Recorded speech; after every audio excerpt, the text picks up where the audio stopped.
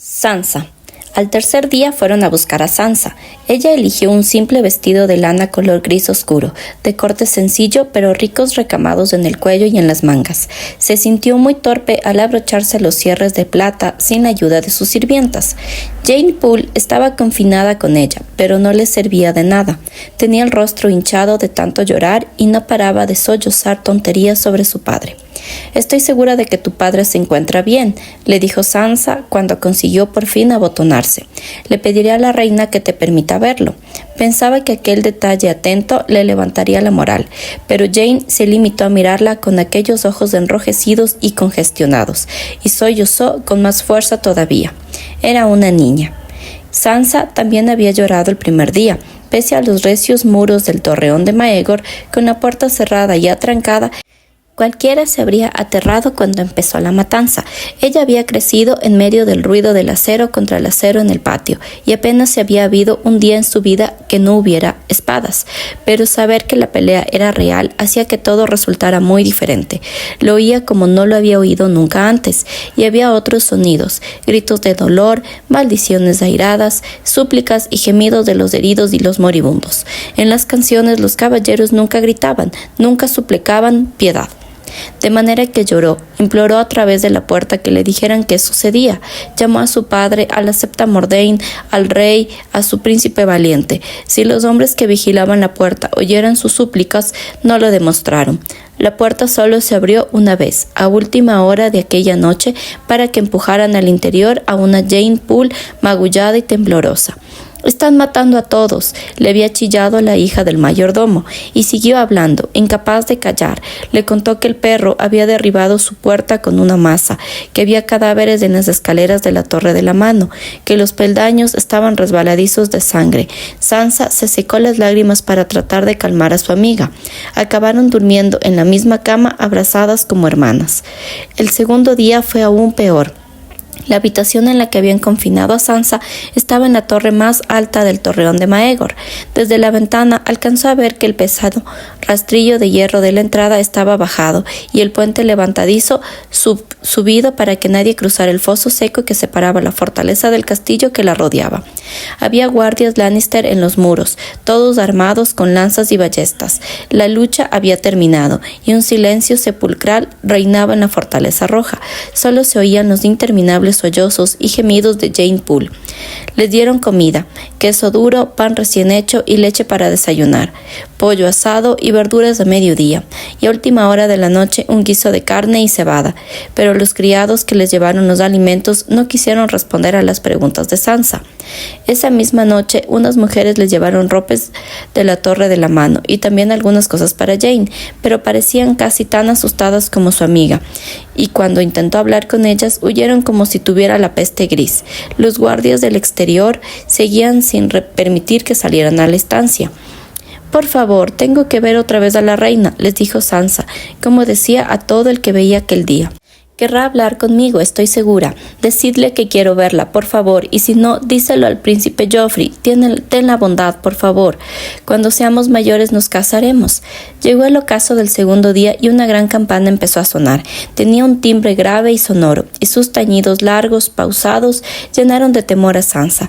El sonido se prolongó largo rato, y al cabo de un tiempo se oyeron otras campanas que respondían desde el gran septo de Baelor, en la colina de Visenya. Las campanadas recorrieron la ciudad como un trueno, como un presagio de la tormenta que se avecinaba. «¿Qué pasa?», preguntó Jane. «¿Por qué tocan las campanas?» «El rey ha muerto». Sansa no sabía por qué, pero estaba segura. El tañido lento, interminable, llenaba la estancia, triste como una elegía. ¿Habría atacado algún enemigo el castillo y asesinado al rey Robert? ¿Por eso habían oído ruidos de peleas? Se acostó inquieta, temerosa. ¿Acaso su hermoso Joffrey era ya rey? ¿O lo habrían matado a él también? Tenía miedo por su amado y por su padre. Ojalá alguien le dijera qué pasaba. Aquella noche, Sansa soñó con Joffrey en su trono y ella sentada a su lado, con una túnica de hilo de oro. Tenía una corona en la cabeza y todas las personas que había conocido se acercaban a ella, hincaban la rodilla en el suelo y le rendían pleistía. A la mañana siguiente, la mañana del tercer día, Ser Boros Blount de la Guardia Real acudió para escoltarle ante la reina. Cerberus era un hombre feo, de torso ancho y corto y piernas torcidas. Tenía la nariz plana, papada lacia y pelo gris muy crespo. Aunque aquel día iba vestido de terciopelo blanco y su capa de color de la nieve estaba sujeta con un broche en forma de león. La bestia tenía el brillo delicado de oro y sus ojos eran rubíes diminutos. «Esta mañana tienes un aspecto espléndido, Cerberus», le dijo Sansa. Una dama nunca olvidaba sus modales y ella estaba decidida a ser una dama, pasara lo que pasara. «Vos también, mi señora», respondió Cerberus con voz átona. «Su Alteza te aguarda. Acompáñame». Había otros guardias en la puerta, hombres de armas de los Lannister, con capas color carmesí y yelmos con crestas en forma de león. Sansa se esforzó para saludarlos con gentileza y a desearles los buenos días al pasar junto a ellos. Era la primera vez que le permitían salir de la habitación desde que Ser Aris Oakheart la encerrara hacía ya 2 días con sus noches. «Es por tu seguridad, querida», le había dicho la reina. «Si algo le sucediera a su amada, Joffrey jamás me lo perdonaría». Sansa pensaba que Cerberus la iba a escoltar a las habitaciones reales, pero en vez de eso la llevó al Torre de Maegor. El puente volvía a estar bajado. Unos trabajadores estaban bajando a un hombre atado al fondo del foso seco. Sansa echó una mirada a hurtadillas y vio un cuerpo empalamado con las estacas de hierro en el fondo. Apartó la vista enseguida, temerosa de preguntar, temerosa de mirar demasiado, temerosa de que fuera alguien a quien conociera. La reina Cersei estaba en la cámara del consejo, sentada a la cabeza de una mesa larga llena de papeles, velas y barras de lacre. El esplendor de la sala era incomparable. Sansa contempló con admiración las tallas de los paneles de madera y las esfinges gemelas sentadas ante la puerta. «Alteza, he traído a la niña», dijo Cerberus después de que los hiciera pasar otro hombre de la Guardia Real, Ser Mandon, el del rostro extrañamente inexpresivo. Sansa tenía la esperanza de que Joffrey estuviera allí. No era así, pero sí vio a 3 de los consejeros del rey. Lord Peter Baelish se sentaba a la derecha de la reina, el gran maestre Pycelle al final de la mesa, y Lord Varys pululaba por la estancia, dejando un rastro de perfume y flores. Advirtió con temor que todos iban vestidos de negro, ropas de luto. La reina llevaba una túnica de seda negra con cuello alto, con un centenar de rubíes color rojo oscuro cosidos al corpiño que le llegaban del cuello al pecho. Estaban tallados en forma de lágrimas, como si la reina llorase sangre. Cersei le sonrió y a Sansa le pareció la sonrisa más dulce y triste que había visto jamás. «Sansa, querida amiga», dijo. «Sé que has estado preguntando por mí. Siento no haber podido recibirte antes. Todo ha sido muy complicado. No he tenido ni un momento. Espero que el servicio haya cuidado bien de ti». «Todo el mundo ha sido muy amable, Alteza. Gracias por vuestro interés», dijo Sansa con educación. «Solo que, bueno, nadie habla con nosotras. Nadie nos dice qué pasaba». «¿Nosotras?». Cersei parecía sorprendida. «Pusimos a la hija del mayordomo con ella», dijo Cerberus. «No sabíamos qué hacer con otra niña».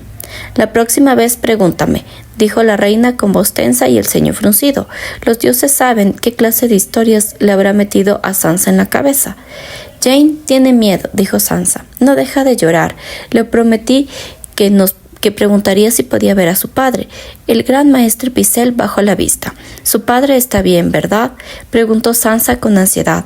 Sabía que había habido peleas, pero nadie atacaría a un mayordomo. Bayon Poole ni siquiera llevaba espada. «No quiero que nadie temorice innecesariamente a Sansa», dijo la reina Cersei mirando a todos sus consejeros, uno por uno. «¿Qué podemos hacer con su amiguita, señores?». «Le buscaré un lugar», respondió Lord Peter inclinándose hacia adelante. «Que no sea en la ciudad», dijo la reina. «¿Me tomas por idiota?», replicó él. La reina hizo caso omiso. «Cerberus, escolta a esa niña hasta los aposentos de Lord Peter y da instrucciones a sus criados para que la cuiden hasta que él vaya a buscarla. Decidle que Meñique le va a llevar a ver a su padre. Así se calmará. Quiero que se vaya antes de que Sansa vuelva a su habitación». «A vuestras órdenes, Alteza», dijo Cerberus. Hizo una reverencia profunda, giró sobre sus talones y se alejó con la larga capa blanca ondeando a la espalda. «No lo entiendo», dijo Sansa. Estaba confusa. «¿Dónde está el padre de Jane? ¿Por qué Cerberus no la lleva con él en vez de Lord Peter?» Se había prometido a sí misma que sería una verdadera dama, delicada y elegante como la reina, y tan fuerte como su madre. Lady Catelyn, pero de repente volvió a tener miedo y por un momento estuvo a punto de echarse a llorar. ¿A dónde la envías? No ha hecho nada malo, es una buena chica. Te ha puesto nerviosa, le dijo la reina con dulzura, y eso no se puede consentir. Ni una palabra más. Lord Baelish se encargará de que la cuiden bien, te lo prometo. Dio unas palmaditas a la silla que había junto a la suya. Siéntate, Sansa. Tengo que hablar contigo. Sansa tomó asiento junto a la reina. Cersei sonreía de nuevo, pero eso no la tranquilizó. Varys se retorcía las manos blandas. El gran maestre Pycelle mantenía los ojos adormilados fijos en los papeles de la mesa, y solo Meñique la miraba, siempre la miraba. A veces, cuando le clavaba la vista así, Sansa se sentía como si no tuviera ropa puesta. Aquello le daba escalofríos. Sansa, mi dulce niña, dijo la reina Cersei al tiempo que le ponía una mano suave sobre la muñeca. Eres una chiquilla tan hermosa. Espero que sepas cuánto te amamos Joffrey y yo. ¿De verdad? Sansa sentía la respiración entrecortada. Se olvidó de Meñique. Su príncipe la amaba. Era lo único que importaba. Yo casi te considero una hija, dijo la reina con una sonrisa, y sé que amas a Joffrey. Sacudió la cabeza con gesto apenado. Lo siento, pero tenemos que darte malas noticias acerca de tu señor padre. Debes ser valiente, pequeña. ¿Qué ha pasado?, preguntó Sansa. Aquellas palabras tranquilas le habían helado la sangre en las venas. Tu padre, querida, es un traidor, dijo Lord Varys.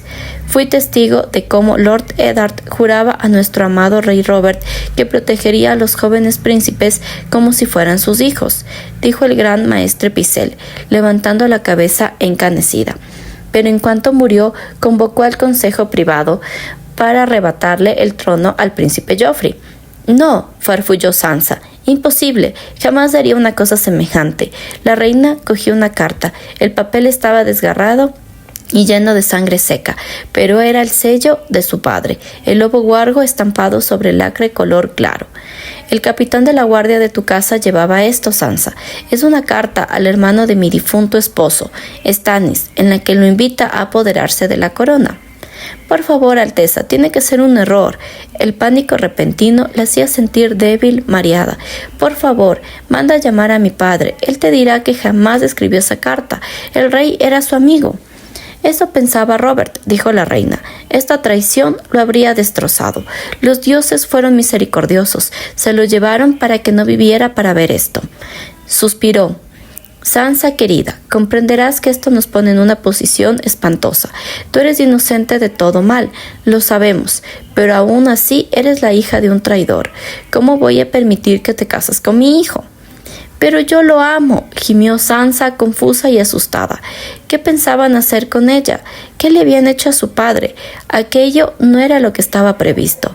Ella iba a casarse con Joffrey, estaban prometidos, hasta lo había soñado. No era justo que se lo quitaran todo por algo que había hecho su padre. Bien lo sé, pequeña, suspiró Cersei con voz amable muy dulce. ¿Por qué si no viniste a contarme los planes que tenía tu padre para alejarte de nosotros? ¿Fue por amor? Sí, fue por amor, se apresuró a sentir Sansa. Mi padre ni siquiera me permitía despedirme. Ella era la hija buena, la hija obediente, pero aquella mañana, hacía ya días, se había sentido casi tan traviesa como Arya. Se escabulló de la septa Mordane y desafió a su padre. Jamás en su vida había hecho nada tan deliberado y entonces tampoco lo habría hecho de no ser por el amor que profesaba Joffrey. Me iba a llevar a Invernalia. Quería casarme con algún caballero, pero yo amo a Joff. Se lo dije, pero no me hizo caso. El rey había sido su última esperanza. El rey ordenaría a su padre que la dejara quedarse en Desembarco del Rey y casarse con el príncipe Joffrey, pero el rey siempre le había inspirado temor. Era gritón, tenía la voz ronca y a menudo estaba borracho. Seguro que le habría devuelto a Lord Eddard, y eso si conseguía que la recibiera. De modo que fue a ver a la reina. Se lo confió todo. Cersei la escuchó, le dio las gracias de una manera tan dulce, pero luego Ser Aris le escoltó hasta la habitación más alta del torreón de Maegor y le puso guardias en la puerta, y unas horas después empezó la lucha. Por favor, terminó. Tienes que permitir que me case con Joffrey. Seré una buena esposa para él, ya lo verás. Seré una reina como tú, te lo prometo. ¿Qué responden a su súplica los señores del consejo?, preguntó la reina Cersei mirando a los demás. Pobre niña, murmuró Varys, sería una crueldad poner fin a un amor tan sincero e inocente, Alteza. Pero, ¿qué remedio nos queda? Su padre ha sido condenado. Se frotó una mano blanda contra la otra, en gesto de lástima e impotencia. La hija nacida de la semilla de un traidor lleva la traición en su naturaleza, dijo el gran maestre Pycelle. Ahora mismo es una niña dulce, pero quién sabe qué traiciones concebirá antes de 10 años. No, dijo Sansa horrorizada. No, yo jamás, yo nunca traicionaría a Joffrey. Lo amo de verdad. Conmovedor, suspiró Varys. Pero en verdad la sangre puede más que las promesas. A mí me recuerda a la madre, no al padre, señaló Lord Peter Baelish, con voz tranquila. Mírala bien, el pelo, los ojos, es la viva imagen de Kat cuando tenía su edad. Niña, si pudiera creer que no eres en absoluto como tu padre, dijo la reina mientras la miraba, en sus claros ojos verdes había dudas, pero Sansa vio también bondad. Nada me complacería más que verte casada con mi Joffrey. Sé que él te ama con todo su corazón, suspiró. Pero temo que Lord Varys y el gran maestre están en lo cierto. La sangre acabará por revelarse. Todavía recuerdo que tu hermana azuzó a su loba contra mi hijo. Yo no soy como Arya, se apresuró a decir Sansa. Ella lleva la sangre del traidor, yo no. Yo soy buena, pregúntale a Septa Mordane y te lo dirá. Solo quiero ser la esposa, amante y fiel de Joffrey. Sentía el peso de los ojos de Cersei mientras la reina estudiaba su rostro. Te creo, niña. Se volvió hacia los demás. Mis señores, creo firmemente que si el resto de sus familiares permanecieran leales a nosotros en estos terribles momentos, nuestros temores tendrían poca razón de ser. Lord Eddard tiene 3 hijos varones. El gran maestre Pycelle se acarició la barba al tiempo que fruncía el ceño con gesto pensativo. No son más que niños, replicó Peter, encogiéndose de hombros. A mí me preocupan más Lady Catelyn y los Tully. ¿Sabes escribir, pequeña? La reina cogió la mano de Sansa entre las suyas. Sansa asintió, nerviosa, leía y escribía mejor que ninguno de sus hermanos, aunque las cuentas se le daban fatal. Me complace que sea así. Puede que aún hay esperanzas para Joffrey y para ti. ¿Qué quieres que haga? Tienes que escribir a tu señora madre y también a tu hermano mayor. ¿Cómo se llama? Robb, respondió Sansa. No cabe duda de que las noticias de la traición de tu padre les llegarán muy pronto. Sería mejor que fueras tú quien se las comunicaras. Debes contarles que Lord Eddard traicionó a su rey. Pero si él jamás. Sansa deseaba con desesperación estar al lado de Joffrey, pero no tenía valor para hacer lo que le pedía la reina. Yo no, Alteza, no sabría qué decir. Nosotros te dictaremos qué debes escribir, pequeña, dijo la reina dándole unas palmaditas en la mano. Lo más importante es que pidas a Lady Catelyn y a tu hermano que mantengan la paz del rey. Si no lo hacen, les costará muy caro, intervino el gran maestre Pycelle. Por el amor que le profesas, debes decirles que sean prudentes. Sin duda tu señora madre temerá por tu vida, siguió la reina. Debes decirle que te encuentras bien bajo nuestro cuidado, que te tratamos con todo respeto y satisfacemos todos tus deseos. Pídeles que vengan a desembarco del rey y que juren lealtad a Joffrey cuando suba al trono. Si lo hacen, entonces sabremos que tu sangre no está corrompida, y cuando llegues a la flor de tu feminidad, contraerás matrimonio con el gran rey en el gran septo de Baelor, ante los ojos de los dioses y los hombres. Matrimonio con el rey. Aquellas palabras hacían que se le acelerase la respiración, pero Sansa titubeaba. Quizá, si pudiera ver a mi padre y hablar con él sobre traición, sugirió Lord Varys. Me decepciona, Sansa. Los ojos de la reina eran duros como piedras. Te hemos contado los crímenes de tu padre. Si eres tan leal como dices, ¿para qué quieres verlo? No, solo pretendía. Se le humedecieron los ojos. No está. Por favor, no está herido ni... Lord Eddard no ha sufrido daño alguno, dijo la reina. ¿Y qué será de él? Eso lo debe decidir el rey, anunció el gran maestre Pycelle, midiendo las palabras. El rey. Sansa parpadeó para contener las lágrimas. Joffrey era el rey. Su valeroso príncipe jamás daría daño al padre de su prometida, por graves que fueran los crímenes de los que se le acusaba. Si acudía a él y le suplicaba piedad, la escucharía sin duda. Tenía que escucharla. La amaba, hasta la reina lo había dicho. Joff tendría que castigar a su padre. Los señores lo esperaban de él, pero quizá podría enviarlo de vuelta a Invernalia o exiliarlo a una de las ciudades libres, al otro lado del mar angosto, y solo durante unos cuantos años. Para entonces ya estaría casada con Joffrey y una vez fuera reina podría persuadirlo para que trajera de vuelta a su padre y lo perdonara.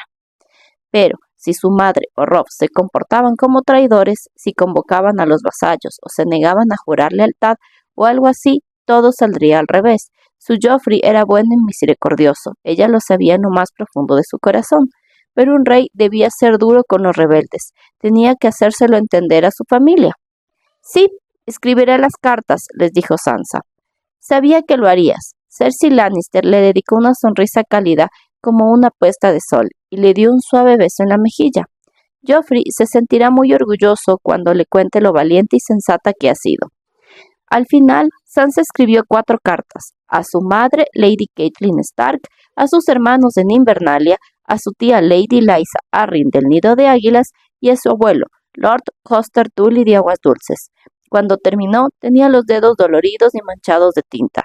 Varys tenía el sello de su padre. Ella calentó el lacre blanco sobre una vela, lo dejó caer cuidadosamente y observó cómo el eunuco estampaba en cada carta el lobo huargo de la casa Stark.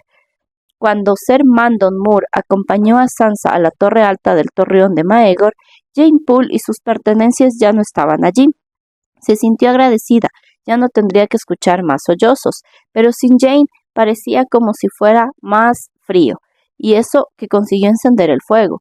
Puso una silla cerca de la chimenea, cogió uno de sus libros favoritos y se sumergió en las historias de Florian y Jonquil, de Lady Shela y el Caballero del Arco Iris, del valiente príncipe Aemon y su amor imposible por la reina de su hermano. Solo mucho más tarde, aquella noche, cuando ya se estaba quedando adormilada, Sansa cayó en la cuenta de que se le había olvidado preguntar por su hermana.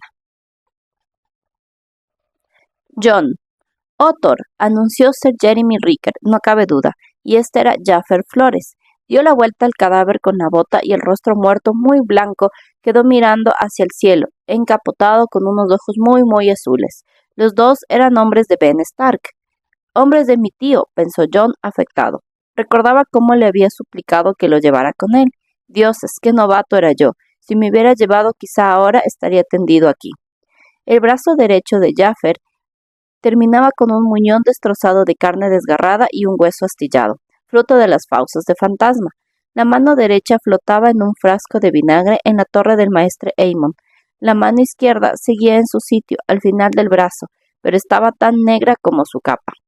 Los dioses se piaden de nosotros, murmuró el viejo oso. Se bajó de la yegua y le tendió las riendas a Jon. La mañana era extrañadamente calurosa. La frente amplia del Lord Comandante empezaba perlada de sudor, como rocío sobre un melón. La yegua estaba nerviosa, giraba los ojos y se alejaba de los cadáveres tanto como le permitía la longitud de las riendas. Jon la llevó unos pasos más atrás, tratando de que no escapara. A los caballos no les gustaba aquel lugar. A Jon tampoco. A los perros les gustaba aún menos. Fantasma había guiado a la partida hasta allí. Los sabuesos habían resultado inútiles. Cuando Bas, el encargado de las perreras, intentó que siguieran el rastro de la mano cortada, se pusieron como locos. Aullaron, ladraron, trataron de escapar. Y en aquel momento gruñían a ratos, gimoteaban y tiraban de las correas mientras Chet los maldecía por cobardes. No es más que un bosque, se decía Jon, y no son más que cadáveres. No era la primera vez que veía cadáveres. La noche anterior había vuelto a tener el sueño sobre Invernalia. En él recorría el castillo desierto en busca de su padre y bajaba a las criptas, solo que había llegado más lejos que nunca. En la oscuridad oyó el susurro de la piedra al rozar contra la piedra. Se dio la vuelta y vio que los sepulcros se abrían, uno tras otro. Los reyes muertos empezaron a salir de las tumbas frías y negras, y Jon se despertó en medio de la oscuridad, con el corazón acelerado.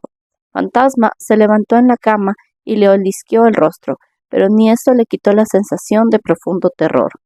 No se atrevió a dormirse de nuevo. En vez de eso, subió al muro y paseó inquieto hasta que vio la luz del amanecer en el este. No ha sido nada más que un sueño. Ahora soy un hermano de la Guardia de la Noche, no un chico asustadizo. Samwell Tarly estaba acurrucado bajo los árboles, medio escondido detrás de los caballos. Tenía el rostro de color de la leche cortada, Hasta el momento no se había adentrado en el bosque para vomitar, pero tampoco se había atrevido a echar un vistazo a los cadáveres. No puedo mirar, gimoteó. Tienes que hacerlo, le dijo John en voz baja para que los demás no lo oyeran. El maestre Amon te envió para que fuera a sus ojos, ¿no? ¿Y de qué sirven unos ojos si están cerrados? Sí, pero es que soy tan cobarde, John. Nos acompañan una docena de exploradores, le dijo John, poniéndole una mano en el hombro. Y también tenemos los perros. Y aquí está Fantasma. Nadie te va a hacer daño, Sam. Venga, ven a verlo. El primer vistazo es el peor. Sam asintió, tembloroso, y reunió todo su valor con un esfuerzo visible. Giró la cabeza muy despacio, abrió los ojos de par en par, pero John le sujetó el brazo para que no se diera media vuelta. Ser Jeremy, dijo el viejo oso con voz áspera. Ben Stark iba con 6 hombres cuando partió del muro. ¿Dónde están los demás? Eso querría saber yo. Ser Jeremy sacudió la cabeza. 2 de nuestros hermanos han sido asesinados delante del muro, repuso Mormont. Era obvio que no le gustaba la respuesta. Y tus exploradores no han visto ni oído nada. ¿A esto se ha reducido la guardia de la noche? ¿Seguimos explorando estos bosques? Sí, mi señor, pero ¿seguimos teniendo guardias montados? Así es, pero este hombre lleva un cuerno de caza. Mormont señaló a Othor. ¿Debo dar por supuesto que murió sin hacerlo sonar? ¿O es que todos tus exploradores se han vuelto sordos, además de ciegos? No sonó ningún cuerno, mi señor, de lo contrario mis exploradores lo habrían oído. El rostro de Sir Jeremy estaba tenso de rabia. Tampoco tengo bastantes hombres como para realizar todas las patrullas que me gustaría, y desde la desaparición de Benjen hemos permanecido más cerca del muro que antes, cumpliendo tus órdenes. Sí, gruñó el viejo oso. Bueno, que siga así. Hizo un gesto impaciente. Dime cómo han muerto.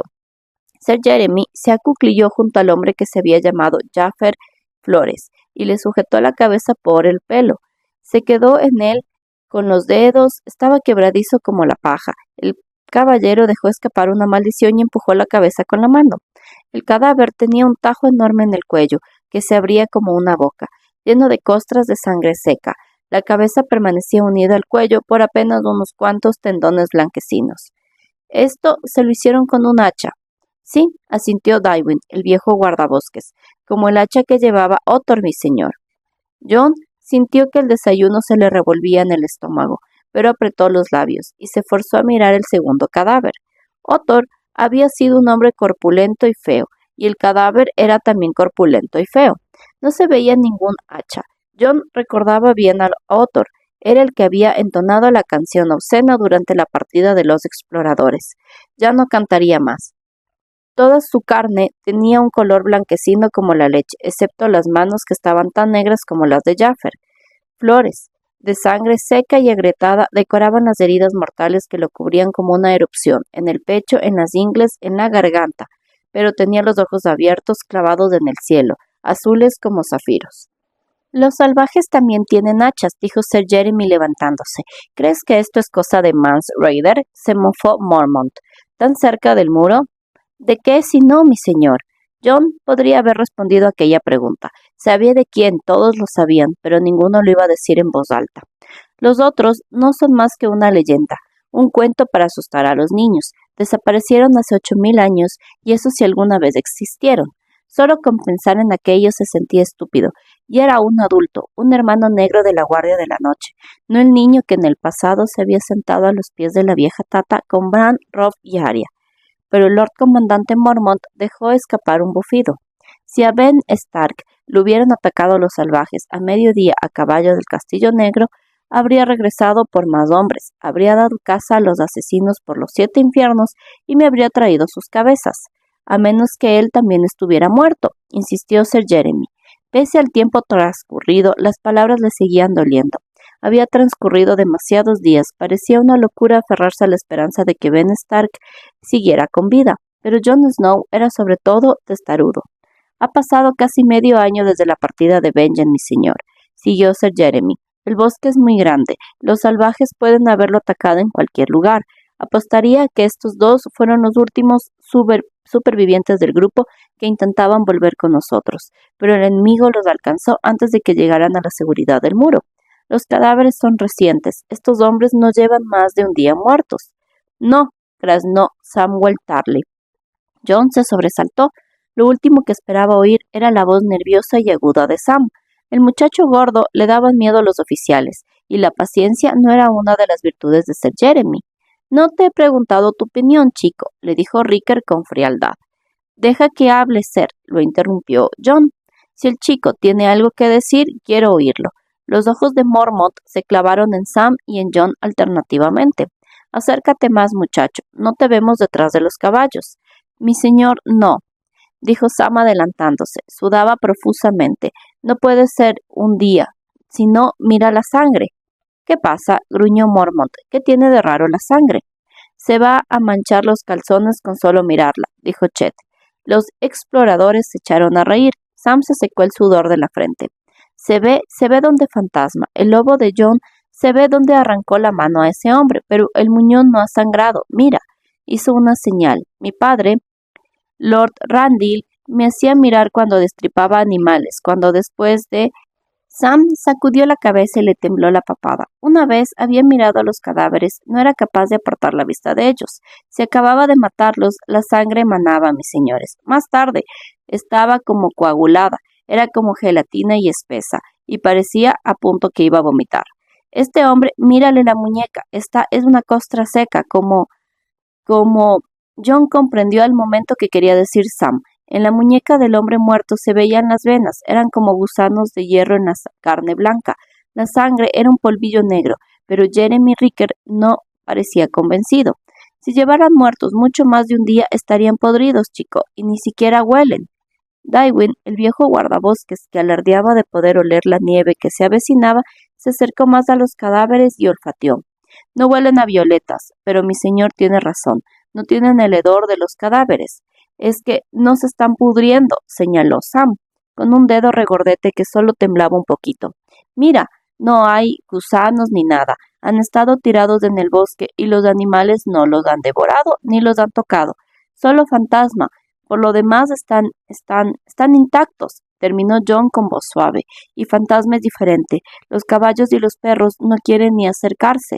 Los exploradores se miraron entre ellos. Todos vieron que era cierto. Mormont frunció el ceño, miró los cadáveres y en dirección a los perros. Chet, acerca a los perros. Chet lo intentó, tiró de las correas, maldijo, incluso dio un puntapié a uno de los animales. La mayoría de los perros gimotearon y clavaron las patas en el suelo.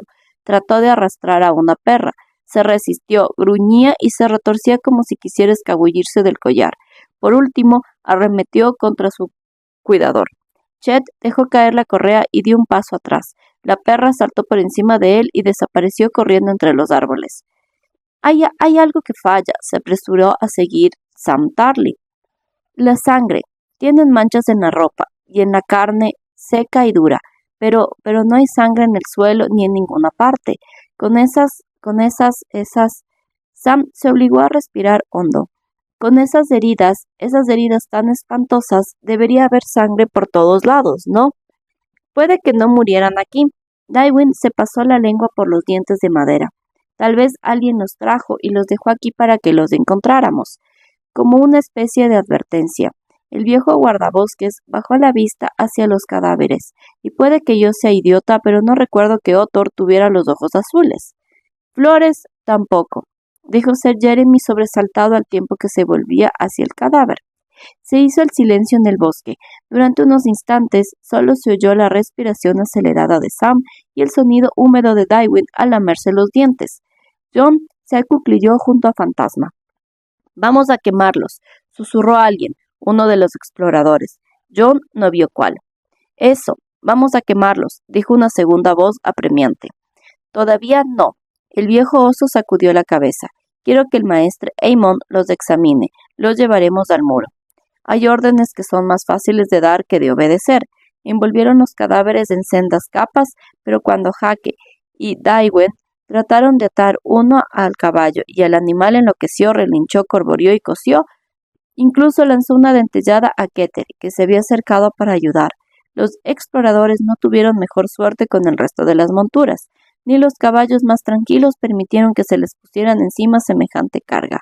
Al final, Tuvieron que cortar ramas y fabricar unas rudimentarias parihuelas para transportar los cadáveres a pie. Cuando iniciaron el regreso, ya había pasado el mediodía. «Quiero que organices una batida por los bosques», ordenó Mormont a Sir Jeremy cuando se pusieron en marcha. «Examina cada árbol, cada roca, cada arbusto, cada centímetro de terreno en 10 leguas a la redonda. Llévate a tantos hombres como necesites, y si no son suficientes, lleva también cazadores y guardabosques de los mayordomos. Si Ben y los demás están ahí fuera, vivos o muertos, quiero que los encuentren, y si hay alguien más en esos bosques, quiero saberlo. Síguelos, captúralos con vida si es posible. ¿Comprendido?» «Sí, mi señor», asintió Sir Jeremy. «Se hará como dices». Mormont hizo el resto del camino en silencio pensativo. John lo seguía de cerca. Era el lugar que le correspondía como mayordomo del Lord Comandante. Era un día gris, húmedo, encapotado, el tipo de clima que hacía que uno anhelara la lluvia. Ningún viento agitaba el bosque. El aire era denso y pesado, y a John se le pegaba la ropa a la piel. También hacía calor, demasiado calor. El muro lloraba copiosamente. Llevaba días llorando, y a veces a John le parecía que estaba encogiendo. Los viejos llamaban espíritu de verano a aquel clima, y significaba que la estación dejaba escapar unos últimos fantasmas. Después llegaría el frío, le advertían, y tras un verano largo llegaba siempre un invierno largo. Aquel verano había durado 10 años. Cuando comenzó, John no era más que un bebé. Fantasma corrió con ellos un trecho y desapareció entre los árboles. John se sentía casi desnudo sin su lobo huargo. De repente examinaba intranquilo cada sombra. No pudo evitar recordar los cuentos que les narraba la vieja Tata cuando era niño, en Invernalia. Casi oía de nuevo su voz como un susurro y el clic, clic, clic de las agujas de tejer. Los otros llegaron galopando en aquella oscuridad, decía, con la voz cada vez más baja. Eran seres fríos, seres muertos, no soportaban el hierro, ni el fuego, ni la caricia del sol, ni a ninguna criatura viva con sangre caliente en las venas. Las aldeas, las ciudades y los reinos de los hombres cayeron ante ellos cuando avanzaron hacia el sur sobre caballos pálidos, caballos muertos, seguidos por las huestes de aquellos que habían masacrado. Alimentaban a sus sirvientes muertos con la carne de los niños. Al divisar el muro por encima de la copa de un roble viejo y retorcido, John sintió un alivio inmenso. De repente, Mormont tiró de las riendas y se volvió en la silla. «Tarly, ven aquí», ordenó Mormont. John vio la expresión de miedo en el rostro de Sam mientras se acercaba a lomos de su yegua. Sin duda, creía que se había metido en algún lío. «Eres gordo, pero no idiota, chico», le gruñó el viejo oso. «Lo has hecho muy bien. Tú también, Snow». Sam se puso rojo como la grana y tartamudeó en busca de una respuesta cortés. John no pudo por menos que sonreír. Cuando por fin salieron de entre los árboles, Mormont puso el caballo al trote. Fantasma salió del bosque para recibirlos, con el hocico rojo tras la casa. Las vigías en el muro vieron cómo la columna se aproximaba. John oyó la llamada grave del cuerno de uno de ellos, que se oía a muchos kilómetros, un sonido largo, hondo, que vibraba entre los árboles y resonaba contra el hielo. ¡Wow! El sonido se apagó poco a poco y otra vez se hizo el silencio. Un solo toque significaba que los exploradores estaban de regreso.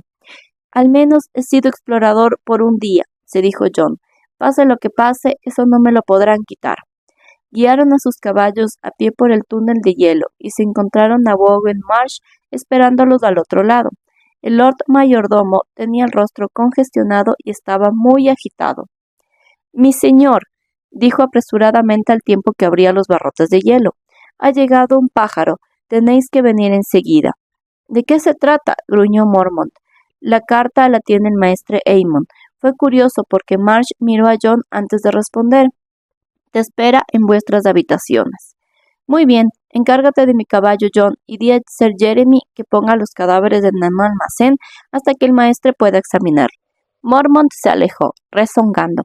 John llevó los caballos al establo, con la desagradable certeza de que todo el mundo lo miraba. Sir Alistair Thorne entrenaba a sus muchachos en el patio, pero se interrumpió para mirar a John con una tenue sonrisa en los labios. Junto a la puerta de la armería estaban Donald Noy, el manco. «Los dioses sean contigo, Snow», saludó. John supo que algo iba mal, que algo iba muy mal.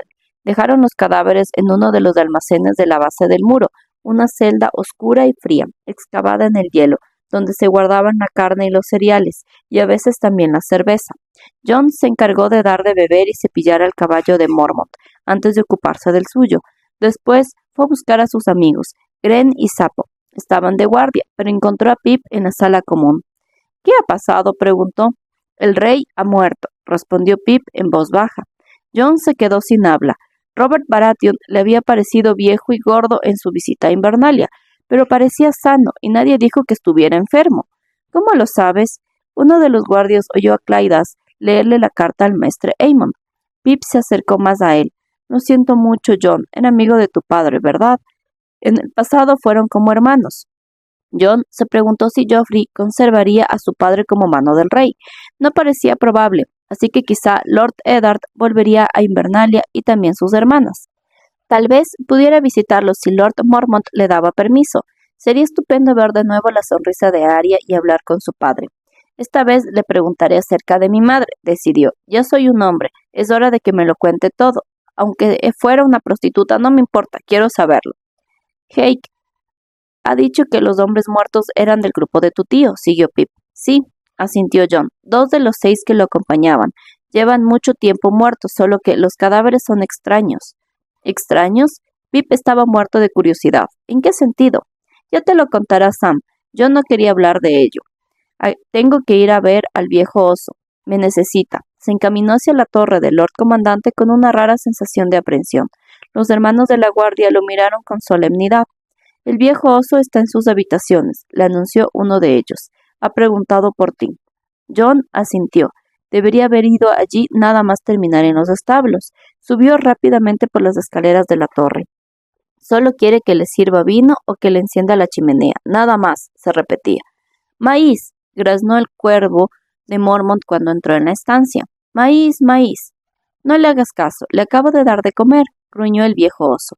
Estaba sentado junto a la ventana leyendo una carta. «Tráeme una copa de vino y sírvete otra para ti». «¿Para mí, señor?». Mormont alzó los ojos de la carta y miró a John. Su mirada estaba teñida de compasión. «Ya me has oído». John sirvió el vino con cuidado exagerado, apenas consciente de que estaba prolongando la acción. Cuando las copas estuvieron llenas, no le quedó más remedio que enfrentarse a lo que fuera que decía aquella carta. «Siéntate, muchacho», le ordenó Mormont. «Bebe. Se trata de mi padre, ¿verdad?». John permaneció de pie. «De tu padre y del rey», dijo con voz grave el viejo oso, dando unos golpecitos a la carta con un dedo. «No te voy a mentir, son malas noticias. Nunca imaginé que vería otro rey teniendo en cuenta mi edad, y que Robert tenía la mitad de mis años, y era fuerte como un toro». Bebió un trago de vino. «Dicen que al rey le gustaba mucho cazar. Las cosas que amamos siempre acaban por destruirnos, muchacho, no lo olvides. Mi hijo amaba a su joven esposa, una mujer presuntuosa y vana. De no ser por ella, jamás se le habría ocurrido vender a aquellos cazadores furtivos como esclavos». «Mi señor, no lo entiendo». John casi no había podido seguir bien lo que Mormont le había contado. «¿Qué le ha pasado a mi padre?». «Te he dicho que te sientes», gruñó Mormont. «Que te sientes», graznó el cuervo. «Y bebe, maldita sea», añadió Mormont. «Es una orden, Snow». John se sentó y bebió un sorbo de vino. «Han detenido a Lord Eddard. Se lo acusa de traición. Se dice que estaba conspirando con los hermanos de Robert para arrebatarle el trono al príncipe Joffrey». «No», replicó John al instante. «Es imposible. Mi padre jamás traicionaría al rey». «Sea como sea», dijo Mormont, «no me corresponde a mí decidirlo, y a ti tampoco». «Pero es que es mentira», insistió John. «¿Cómo podían pensar que su padre fuera un traidor? ¿Se habían vuelto todos locos? Lord Eddard Stark jamás haría nada deshonroso, ¿verdad?». «Engendró un bastardo», dijo una vocecita en su interior. «Eso no es honorable». «¿Y qué pasa con tu madre? Ni siquiera menciona su nombre». «¿Qué será de él, mi señor? ¿Lo matarán?». «Eso tampoco lo sé, muchacho. Voy a enviar una carta. En mi juventud conocí a alguno de los consejeros del rey. El viejo Pycelle, Lord Stannis, Ser Barristan. No importa qué haya hecho tu padre, es un gran señor. Deberían permitirle vestir el negro y unirse a nosotros. Los dioses saben que necesitamos hombres de talento de Lord Eddard. Jon sabía que en el pasado a otros hombres acusados de traición se les había permitido redimir su honor en el muro. ¿Por qué no a Lord Eddard? Su padre, allí, era una idea extraña y resultaba incómoda. Sería una injusticia monstruosa que lo despojaran de Invernalia y lo obligaran a vestir el negro. Pero si eso salvaba la vida, ¿lo permitiría Joffrey? Recordó los días que el príncipe pasó en Invernalia, su manera de burlarse de Robb y Ser Roderick en el patio. En Jon ni siquiera se había fijado. Los bastardos no tenían derecho ni a su desprecio. ¿Te escuchará el rey, mi señor? Un rey niño. El viejo oso se encogió de hombros. Supongo que escuchará a su madre. Lástima que el enano no esté con ellos. Es el tío del chico y cuando estuvo aquí vio lo necesitados que estamos de hombres. Lástima que tu señora madre lo tomara prisionero. Lady Stark no es mi madre, le recordó Jon con tono brusco. Tyrion Lannister se había comportado como un amigo con él. Si Lord Eddard Stark moría, sería culpa de Lady Catelyn tanto como de la reina. ¿Qué hay de mis hermanas, señor? Arya y Sansa estaban con mi padre. Pycelle no las menciona, pero no me cabe duda de que las tratarán bien. Preguntaré por ellas en mi carta. Mormont sacudió la cabeza. Esto no podía haber sucedido en peor momento. Si alguna vez el reino ha tenido necesidad de un rey fuerte, se avecinan días oscuros y noches frías. Lo siento en los huesos. Dirigió a Jon una mirada larga, inquisitiva. Espero que no se te ocurra hacer ninguna tontería, muchacho. Se trata de mi padre, habría querido decir Jon, pero sabía que era lo que menos deseaba oír Mormont. Tenía la garganta seca, se forzó a beber otro sorbo de vino. Ahora tu deber está aquí, le recordó el Lord Comandante. Tu antigua vida terminó el día en que vestiste el negro. Negro, repitió el pájaro con un graznido ronco. Lo que sucede en Desembarco del Rey ya no es asunto nuestro, siguió Mormont sin hacer caso del pájaro. Jon siguió sin responder. El anciano apuró la copa de vino. Ya te puedes marchar. Por hoy no te necesito más. Mañana me ayudarás a escribir esa carta. Más tarde, Jon no recordaría haberse levantado ni salir de la estancia. Cuando se quiso dar cuenta, bajaba por los peldaños de la torre. Se trata de mi padre, de mis hermanas, iba pensando. ¿Cómo no va a ser asunto mío? Sé fuerte, muchacho, le dijo mirándolo uno de los guardias cuando salió. Los dioses son crueles. Mi padre no es ningún traidor, dijo Jon con voz ronca. Comprendió que lo sabían todo. Hasta las palabras se le atravesaban en la garganta como si quisieran ahogarlo. El viento soplaba con fuerza y parecía más frío que antes en el patio. El espíritu del verano se estaba agotando. El resto de la tarde pasó como en un sueño. Jon no habría sabido decir qué hizo ni con quién habló. En cambio sí sabía que Fantasma lo acompañó en todo momento. La presencia silenciosa del lobo Wargo lo consolaba. Las chicas no tienen ni eso, pensó. Sus lobas las habían protegido, pero Dama está muerta y Nymeria desapareció. Están solas. El sol se puso y empezó a soplar un viento del norte. Jon lo oyó silbando contra el muro y entre las almenas heladas cuando entró en la sala común a la hora de la cena. Hob había preparado un guiso de venado con mucha cebada, cebollas y zanahorias. A Jon le sirvió un cazo extra y le dio el extremo con corteza del pan, y el muchacho supo qué significaba. Lo sabe. Miró a su alrededor, vio que las cabezas se giraban rápidamente, que los ojos lo esquivaban con cortesía. Todos lo saben. Sus amigos corrieron junto a él. Lo hemos pedido al Septon que encienda una vela por tu padre, le dijo Matar. Es mentira, todos sabemos que es mentira, hasta Gren sabe que es mentira, apoyó Pip. Gren asintió, y Sam palmeó la mano de Jon. Ahora tú eres mi hermano, así que también es mi padre, dijo el muchacho gordo. Si quieres ir a los arcianos a rezarles a los antiguos dioses, te acompañaré. Los arcianos estaban al otro lado del muro, pero Jon sabía que Sam lo decía en serio. Son mis hermanos, pensó, tanto como Robb, como Bran, como Rickon. En aquel momento oyó la carcajada mordiente y cruel como un látigo y la voz de Ser Alistair Thorne. No solo un bastardo, sino el bastardo de un traidor, decía a los hombres que lo rodeaban. En un abrir y cerrar de ojos, Jon se subió a la mesa empuñando la daga. Pip intentó agarrarlo, pero se sacudió sus manos de la pierna, corrió por la mesa y pateó el cuenco de Ser Alistair. El guiso salió volando y salpicó a los hermanos. Thorne dio un salto hacia atrás. Todo el mundo gritaba, pero Jon Snow no oía nada. Se lanzó contra el rostro de Ser Alistair hendió el aire con la daga junto a los fríos ojos de Ónice, pero Sam se interpuso entre ellos, y antes de que John pudiera atacar de nuevo, Pip le saltó a la espalda y se le enganchó como un mono, mientras Gren le agarraba el brazo y Sapo le retorcía los dedos para quitarle el cuchillo.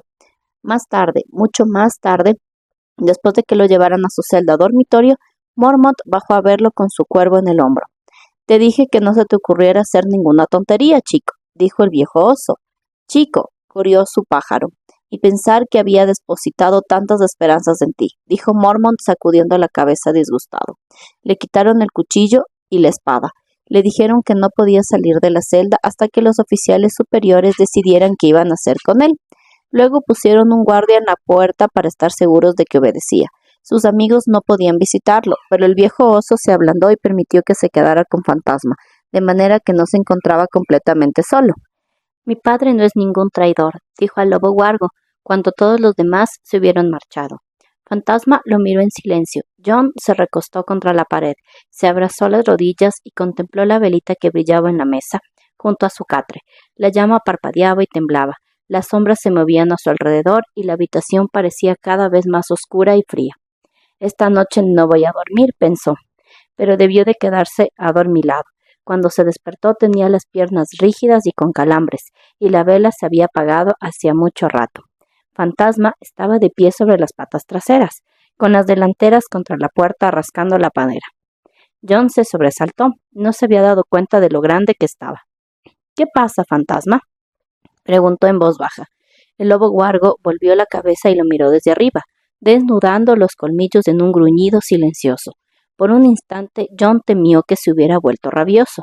«Soy yo, Fantasma», murmuró, tratando de que el miedo no se transparentara en su voz, pero temblaba violentamente. ¿Por qué de repente hacía tanto frío? Fantasma se alejó de la puerta en la que había dejado profundos arañazos con las garras. John lo observó, cada vez más inquieto. «Hay alguien ahí afuera, ¿verdad?», susurró. El lobo huargo se agazapó y arrastró hacia adelante con el pelaje del cuello erizado. «El guardia», pensó John. «Dejaron un guardia ante la puerta. Fantasma lo huele a través de la madera. Eso es todo». John se puso en pie muy despacio. Temblaba de manera incontrolable. Deseaba con todas sus fuerzas tener una espada. Llegó junto a la puerta en 3 pasos rápidos. Cogió el pestillo y tiró hacia adentro. El crujido de las bisagras casi le hizo dar un salto. El guardia estaba tumbado sobre los peldaños, inerte, mirando hacia arriba aunque estaba caído sobre el estómago. Tenía la cabeza completamente girada. «No puede ser», se dijo John. «Esta es la torre del Lord Comandante. Está vigilada día y noche.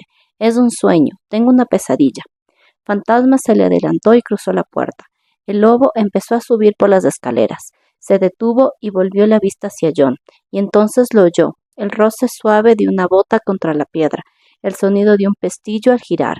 Los ruidos procedían de arriba, de las habitaciones del Lord Comandante. Quizá fuera una pesadilla, pero no se trataba de un sueño. La espada del guardia seguía en su vaina. John se arrodilló y la cogió. El peso del acero en la mano lo hizo sentir más osado. Empezó a subir, siguiendo las pisadas silenciosas de Fantasma. En cada giro de la escalera acechaban las sombras. John siguió subiendo con cautela, hurgando con la punta de la espada en cada sombra sospechosa. De repente oyó el graznido del cuervo de Mormont. «¡Maíz!», chillaba el pájaro. «¡Maíz, maíz, maíz!». Fantasma saltó hacia adelante y John fue atrás de él. La puerta de la habitación de Mormont estaba abierta de par en par. John se detuvo en el umbral, con la espada en la mano para que sus ojos tuvieran tiempo de acostumbrarse. Las pesadas cortinas estaban corridas y la oscuridad resultaba negra como la tinta. «¿Quién anda ahí?», exclamó, y entonces lo vio. Una sombra entre las sombras que se deslizaba hacia la puerta interior que llevaba a la celda dormitorio de Mormont. Era una forma humana, toda de negro con capa y capucha, pero bajo la capucha los ojos brillaban con un gélido fulgor azul. Fantasma saltó. Hombre y lobo cayeron a la vez, sin un grito ni un gruñido. Rodaron, chocaron contra una silla, derribaron una mesa cargada de papeles. «Maíz», graznaba el cuerno de Mormont, aleteando entre ellos. «Maíz, maíz, maíz». John se sentía tan ciego como el maestre Aemon, siempre con la espalda contra la pared.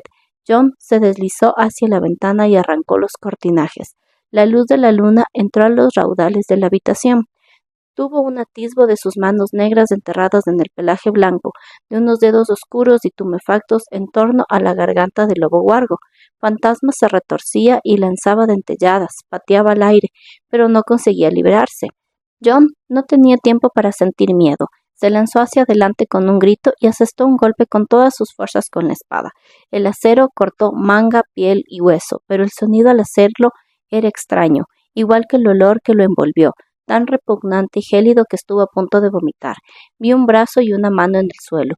Los dedos negros se retorcían a la luz de la luna. Fantasma consiguió liberarse de la otra mano y se alejó con la lengua colgando entre los dientes. El hombre encapuchado alzó el rostro blanco y John asestó otro golpe sin titubear. La espada cortó el hueso, se llevó la mitad de la nariz y abrió un tajo enorme bajo aquellos ojos. Aquellos ojos azules como estrellas en llamas. John reconoció la cara. Othor, dijo al tiempo que retrocedía. Dioses, si está muerto, yo lo vi, estaba muerto. Sintió que algo le rozaba el tobillo. Unos dedos negros se cerraron en torno a su pantorrilla. El brazo le subía por la pierna, desgarrando la lana y la carne. John dejó escapar un grito de asco y se desprendió los dedos de la pierna con la punta de la espada, antes de lanzar aquella cosa volando por los aires. Cayó al suelo, todavía abriendo y cerrando los dedos. El cadáver avanzó. No había sangre. Sin un brazo, con el rostro casi cortado por la mitad, no parecía sentir nada.